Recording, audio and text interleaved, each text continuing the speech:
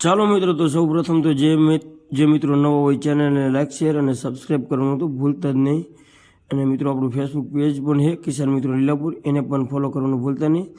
તો મિત્રો આજે આપણે વિડીયોમાં વાત કરશું કે મગફળી ઉગ્યા પહેલાં નિંદામણ માટે કઈ દવાનો છંટકાવ કરવો, જે ગોળ પાંદવાળું અને લાંબા પાંદવાળું બે નિંદામણમાં સારામાં સારું કામ કરે એ માટે આપણે કઈ દવાનો છંટકાવ કરવો અને મિત્રો કેટલા દિવસે કરવો એ ખાસ મહત્વનું છે, કારણ કે મગફળી પણ ઉગી ગયેલી ન હોવી જોઈએ. તો એ તમામ પ્રકારની આપણે વાત કરશું. તો ચાલો વિડીયોમાં આગળ. હાલો, રામ રામ, સીતારામ, જય માતાજી તમામ યુટ્યુબ ફેમિલીને મિત્રો. તો કેમ છો બધા ખેડૂત મિત્રો? મજા છે. તો હું છું આપણો મિત્ર ભાવેશ, અને આજે તારીખ થઈ છે 7/3/2025 મિત્રો. તો મિત્રો આજે આપણે આ વિડીયોમાં વાત કરવાના છીએ કે મગફળીમાં નિંદામણ નાશક દવા મગફળી ઉગ્યા પહેલાં કઈ દવાનો છંટકાવ કરવો અને કેટલા દિવસે છાંટવી અને શું પ્રમાણ છે એની તમામ પ્રકારની વાત કરશું. અને મિત્રો આનો વિડીયો પર આપણે મગફળીનો કાલે મૂકેલો છે કે મગફળીમાં બીજું પિયત કેટલા દિવસે આપવું જેથી કરીને ઉગાવવામાં આપણને સારામાં સારું બેનિફિટ મળે. તો આજે આપણે વાત કરવાના છીએ કે નિંદામણ નાશક દવા મિત્રો. તો આપણે આમાં નિંદામણ નાશક દવા પણ મારી દીધી છે. તો મગફળી ઉગ્યા પછી પણ દવા મારવાની હોય છે અને મગફળી ઉગ્યા પહેલાં પણ મારવાની હોય છે. તો બે દવા અલગ અલગ આવે છે. તો આજે આપણે મગફળી ઉગ્યા પહેલાંની અત્યારે ચર્ચા કરશું, કારણ કે અત્યારે મગફળી હવે બધા ખેડૂત મિત્રોને ઉગતી આવતી હોય છે. તો ઉગ્યા પહેલાં મિત્રો કેટલા દિવસે મારશું? તો મિત્રો મગફળી ઉગ્યા પહેલાં આપણે જ્યાંથી વાવેતર કર્યું અહીંયાથી 6 રાત જાય એટલે 7મા દિવસે મગફળીમાં દવા જે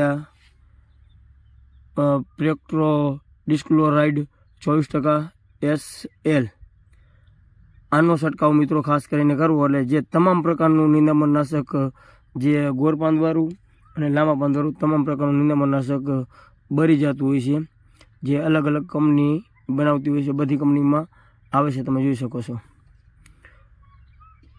તો મિત્રો આ નિંદામણ નાશક દવાનું પ્રમાણની વાત કરીએ તો પ્રતિ પોપે 60થી 70 ml નાખવું, જેથી કરીને આપણને સારામાં સારું પરિણામ મળે મિત્રો.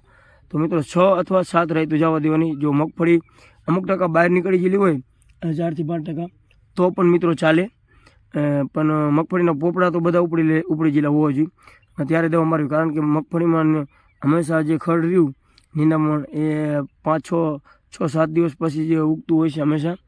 તો 6-7 દિવસ પછી જે નિંદામણ ઉગે એમાં આપણે આ દવાનો ખાસ કરીને છંટકાવ કરીએ તો આપણને સારામાં સારો બેનિફિટ મળતો હોય છે. તો મિત્રો આ દવાની વાત કરવા જઈએ તો આપણે આ 300થી 350 રૂપિયાની લીટર આવતી હોય છે. અને આપણે જો ઊભી મગફળીમાં મારવાની દવાની વાત કરીએ એ પણ આપણે આગળ વાત કરશું કે મગફળી કેટલા દિવસની થાય ત્યારે મારવી. તો એ પણ હજી આપણે વાર છે. તો મિત્રો એ દવા મિનિમમ આપણને 1500 રૂપિયા લીટર પડતી હોય છે, અને આ દવા આપણને 300થી 350 રૂપિયા લીટર પડતી હોય છે. તો એ દવા મિત્રો આપણને ખાસ કરીને વધારે મોંઘી પડતી હોય છે. તો એ દવાનો હંમેશા ઉપયોગ આપણે કરવો જોઈએ, પણ ક્યારે કે અતિ નિંદામણ હોય, આપણે મગફળી મોટી થઈ ગઈ હોય અને વધારે નિંદામણ હોય તો જ એનો છંટકાવ કરવો જોઈએ.